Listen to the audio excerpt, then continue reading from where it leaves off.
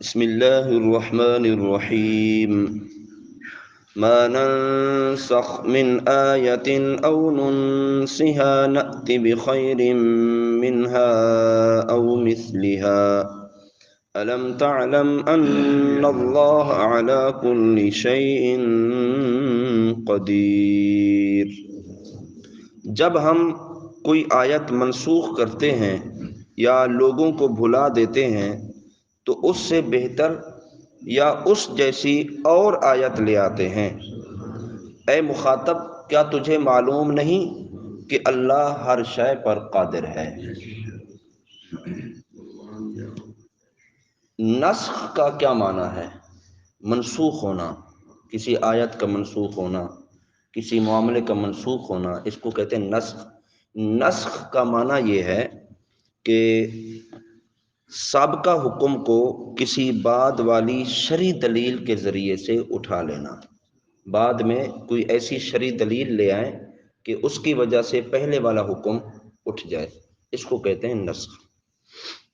اور حقیقت میں سابقہ حکم کی مدت کی انتہا کا بیان ہوتا ہے۔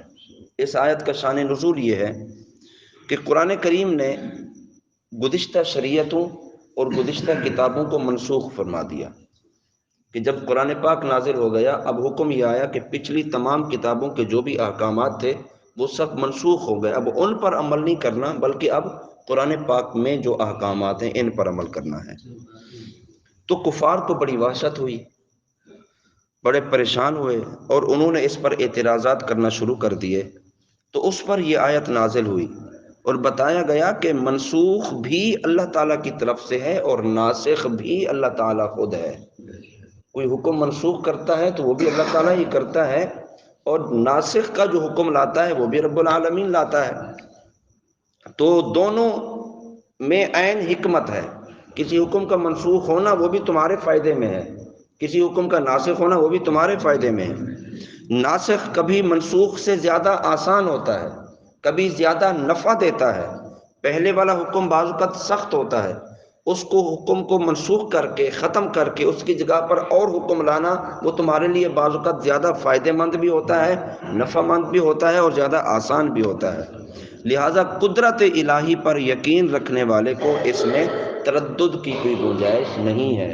جو اللہ کی ذات پر یقین رکھتا ہے اس کو شک و شبوں میں نہیں پڑنا چاہیے۔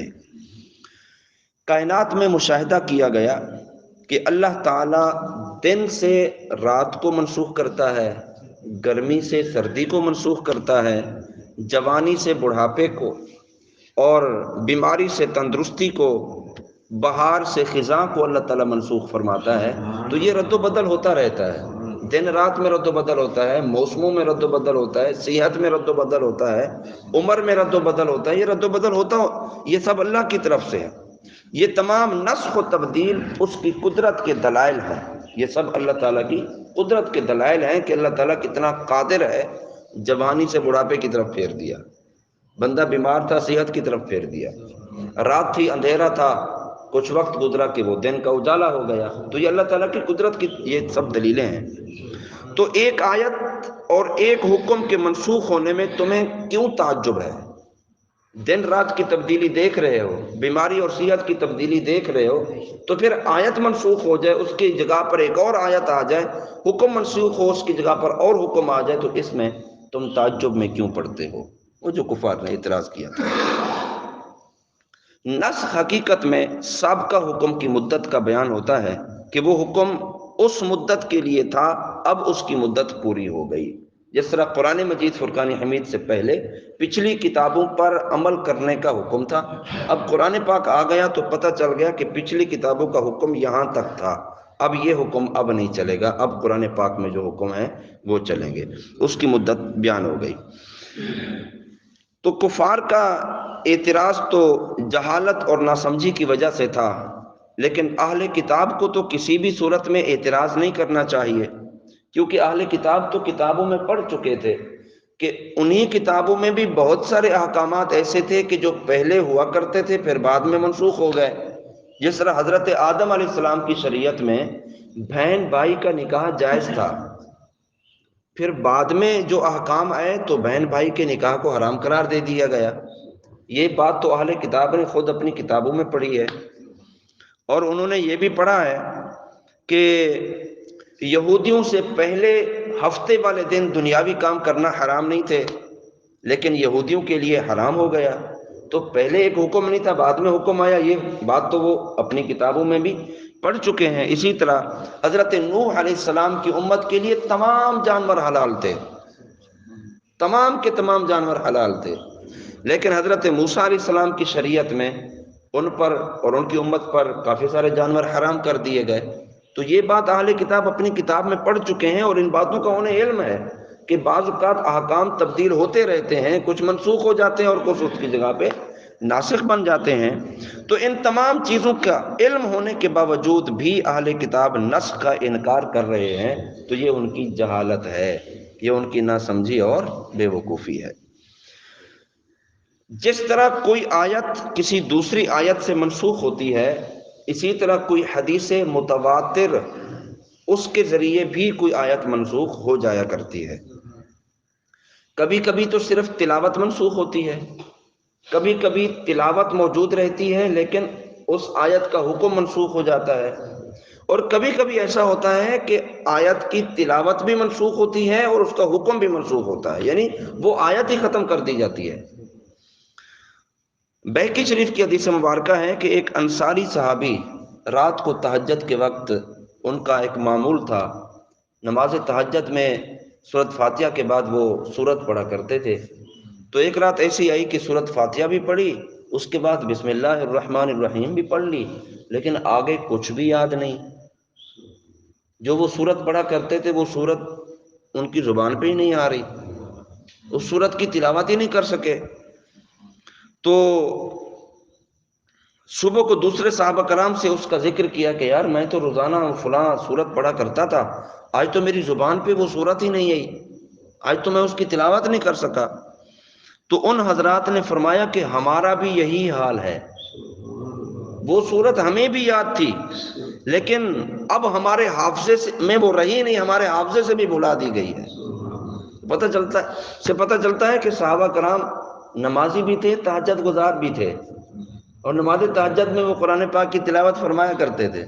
تو جتنے لوگوں سے ملاقات ہوئی سب نے کہا کہ یار ہم بھی تلاوت کرتے تھے، آج ہم بھی نہیں پڑھ سکے۔ تو یہ سب بارگاہ مصطفیٰ صلی اللہ علیہ وسلم میں اس واقعے کو جا کر عرض کیا کہ یا رسول اللہ آج تو ہماری زبان پہ سورت آ ہی نہیں رہی، تلاوت ہی ہم نہیں کر سکے، ایسا لگتا ہے جیسے ہم بھول چکے ہوں۔ تو حضور پر نور صلی اللہ علیہ وسلم نے ارشاد فرمایا آج رات وہ سورت اٹھا لی گئی ہے، آج رات وہ سورت منسوخ کر دی گئی ہے، سورت اٹھا لی گئی، اس کا حکم اور تلاوت دونوں منسوخ ہو گئے۔ جن کاغذوں پر وہ سورت لکھی ہوئی تھی رب العالمین نے ان کاغذوں سے بھی اس سورت کو اٹھا لیا ہے۔ تو یوں احکام منسوخ ہوتے ہیں، بعض اوقات تلاوت بھی منسوخ ہوتی ہے اور حکم بھی منسوخ ہوتا ہے۔ جب منسوخ ہوتا ہے تو پھر اللہ تعالیٰ ہر چیز پر قادر ہے، جو رب بھیج سکتا ہے وہ واپس بھی تو لے سکتا ہے، تو اللہ تعالیٰ کی قدرت ہے یہ۔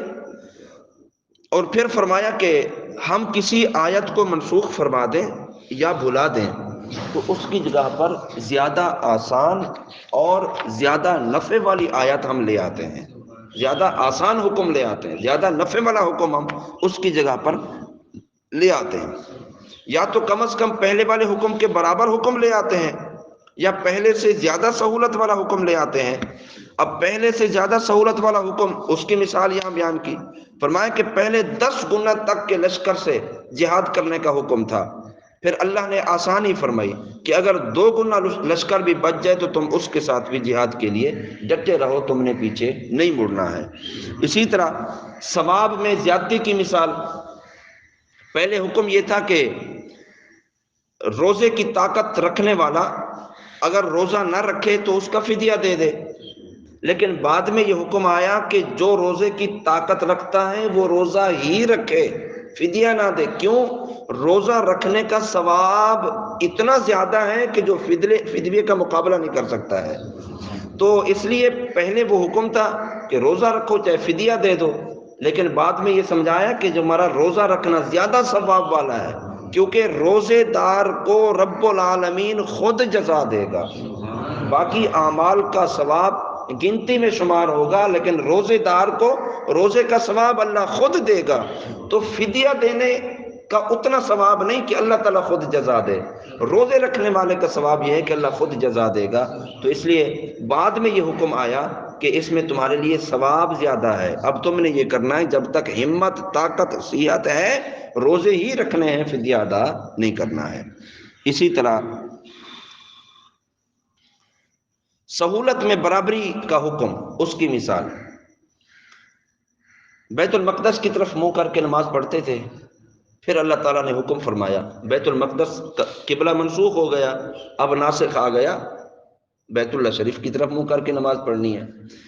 اب ان دونوں میں ہے برابری، اگر بیت المقدس کی طرف منہ کر کے نماز پڑھیں تو تب بھی وہی ثواب ہوتا تھا، بیت اللہ کی طرف منہ کر کے نماز پڑھیں تو تب بھی جو ثواب اس کا ہے وہی ثواب اس کا ہوتا تھا، تو ثواب میں دونوں برابر ہیں۔ تو آیت مبارکہ میں بھی یہی فرمایا کہ بعض اوقات ثواب میں زیادتی ہوتی ہے، بعض اوقات احکام میں آسانی ہوتی ہے تمہارے لیے، بعض اوقات برابری ہوتی ہے دونوں چیزوں کے اندر۔ تو اللہ تعالیٰ ہر چیز پر قادر ہے، جب چاہتا ہے وہ حکم کو بھیج بھی سکتا ہے اور اسے منسوخ بھی کر سکتا ہے، تو کسی کو اعتراض کرنے کی گنجائش نہیں ہے۔ أَلَمْ تَعْلَمْ أَنَّ اللَّهَ لَهُ مُلْكُ السَّمَاوَاتِ وَالْأَرْضِ وَمَا لَكُم مِّن دُونِ اللَّهِ مِن وَلِيٍّ وَلَا نَصِيرٍ۔ کیا تجھے معلوم نہیں کہ آسمانوں اور زمین کی بادشاہت اللہ ہی کی ہے، اور اللہ کے مقابلے میں تمہارا نہ کوئی حمایتی ہے اور نہ کوئی مددگار ہے۔ اللہ تعالیٰ کو اختیار ہے کہ اپنے ملک میں جو چاہے جب چاہے قانون جاری فرما دے۔ جب کائنات میں تبدیلی ہوتی رہی ہے، دن جاتا ہے رات آ جاتی ہے، اور سارے جہان میں ہر طرح کی تبدیلی ہوتی رہتی ہے، تو شرعی قوانین بھی تبدیل ہو سکتے ہیں، اور یہ تبدیلی مخلوق کی مصلحت کی وجہ سے ہوتی ہے، مخلوق کی آسانیوں کی وجہ سے شرعی احکام میں بھی تبدیلیاں ہوتی رہتی ہیں۔ اللہ کے مقابلے میں کوئی کسی کی مدد نہیں کر سکتا، قرآنی فیصلہ ہے۔ اللہ کے مقابلے میں کوئی کسی کی مدد نہیں کر، مددگار اللہ ہی ہے۔ ہاں، اللہ تعالیٰ کی اجازت اور اللہ کے اختیار دینے سے کوئی اور کسی کی مدد کر سکتا ہے۔ اللہ جس کو اختیار دے دے تو وہ کسی کی مدد کر سکتا ہے، اللہ کے مقابلے میں کوئی کسی کی مدد نہیں کر سکتا ہے۔ قرآن و سنت میں اس کی بے شمار مثالیں موجود ہیں، جیسے حضرت عیسیٰ علیہ السلام، شفا تو اللہ دیتا ہے، لیکن حضرت عیسیٰ علیہ السلام کے پاس لوگ جاتے تھے بیمار، شفا یاب ہو کر آ جایا کرتے تھے۔ کوڑ کے مرض سے نجات تو اللہ دیتا ہے، لیکن حضرت عیسیٰ علیہ السلام کے پاس لوگ جاتے، آپ ہاتھ پھیرتے تو کوڑ کے مرض والا بندہ بھی صحت یاب ہو کر آ جایا کرتا تھا۔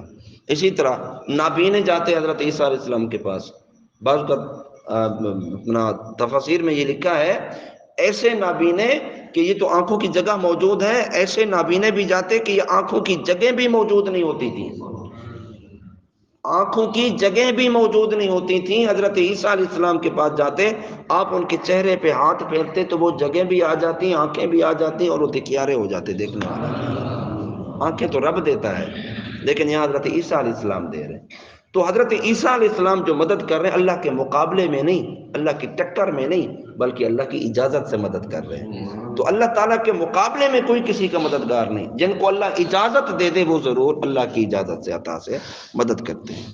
اب فرشتے کیوں اترے بھی بندوں کی مدد کے لیے، لیکن غزوہ بدر میں فرشتے اترے تو یہ سب اللہ کی مدد تھی کہ اللہ تعالیٰ نے ان کو مددگار بنا کر مسلمانوں کے لیے بھیجا۔